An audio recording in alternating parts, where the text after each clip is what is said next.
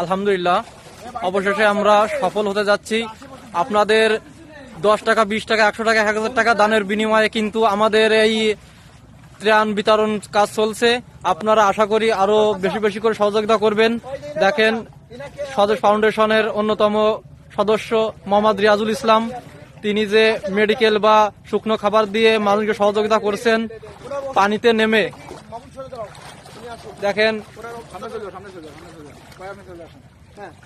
এই যে আমরা গ্রামের একজনকে পেয়েছি, তিনি খাবার পাইছেন এবং আমাদের কাছ থেকে এখন খাবার গ্রহণ করতেছেন। মোহাম্মদ রিয়াজুল ইসলাম খাবার তুলে দিচ্ছেন। হ্যাঁ, চুলকানির রোগের জন্য তিনি মেডিকেল ট্রিটমেন্ট করতেছেন। আমরা সব ওষুধও নিয়ে আইছি, শুধুমাত্র